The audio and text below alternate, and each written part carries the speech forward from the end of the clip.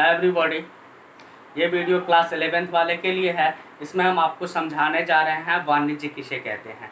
ठीक है, तो चलिए, आपसे अगर कोई पूछे वाणिज्य यानी कॉमर्स किसे कहा जाता है, तो आप उसे कहिएगा धन प्राप्ति के उद्देश्य से, पैसे प्राप्ति के उद्देश्य से वस्तु का क्रय विक्रय करना वाणिज्य कहलाता है। ठीक है, धन यानी पैसा, पैसे या धन की प्राप्ति के उद्देश्य से वस्तुओं का क्रय विक्रय करना वाणिज्य कहलाता है। यानी किसी वस्तु का विक्रय करना या किसी वस्तु का क्रय करना, लेकिन मकसद ये रहना चाहिए जो हमें धन की प्राप्ति हो।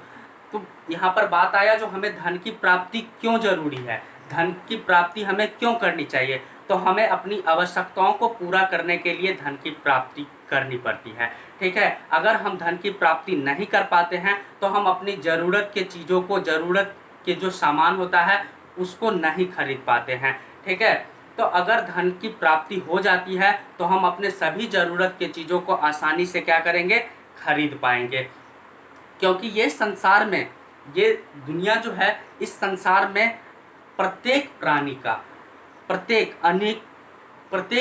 का अनेकों आवश्यकता होता है। ठीक है, तो उन आवश्यकताओं को पूरा करने के लिए उसे पैसे की ज़रूरत होती है, रुपया की ज़रूरत होती है, धन की ज़रूरत होती है। और वो धन को वो कैसे प्राप्त करेगा, तो या तो अपने यहाँ कोई वस्तु को तैयार करके पैसे की प्राप्ति करेगा, या किसी से कोई वस्तु को खरीद कर उसे वो यहाँ लेकर आएगा और फिर उस वस्तु को कुछ अच्छा बनाकर उसे मार्केट में बेचकर क्या करेगा, पैसे की प्राप्ति करेगा। तो इसीलिए हमने आपको बोले जो धन प्राप्ति के उद्देश्य से वस्तु का क्रय विक्रय करना क्या कहलाता है, वाणिज्य कहलाता है। ठीक है, अब बात एक उदाहरण के तौर पे समझिए, जो अगर हमें आज 4 सामान की ज़रूरत होती है, ठीक है, तो क्या कल के डेट में भी हमें 4 ही सामान की ज़रूरत होगी? नहीं, कल के डेट में मेरी आवश्यकता थोड़ी सी बढ़ जाएगी, हमें 10 सामान की ज़रूरत होगी।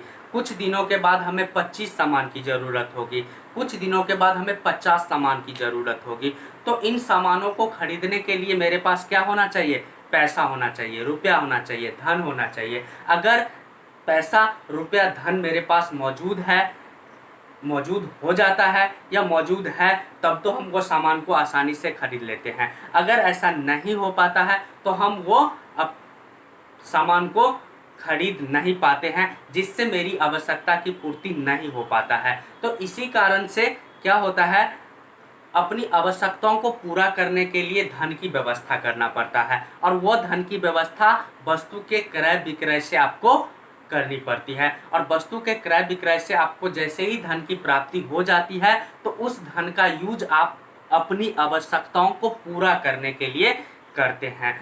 और जैसे ही वो धन हम किसी व्यक्ति को देते हैं और उससे कोई सामान लेते हैं, तो वो व्यक्ति फिर अपनी आवश्यकताओं को पूरा करने के लिए उस पैसे का, उस धन का यूज करता है। ठीक है, और फिर वो व्यक्ति किसी अन्य व्यक्ति को वो पैसा देता है, और इसी तरह से आगे ये प्रोसेस, ये प्रक्रिया चलती रहती है। और ऐसी प्रक्रिया के कारण क्या होता है, संसार के प्रत्येक प्राणी को अपनी आवश्यकताओं को पूरा करने के लिए धन की व्यवस्था हो जाती है, जिस धन से वो अपनी सभी आवश्यकताओं को क्या करता है, आसानी से पूरा कर लेता है।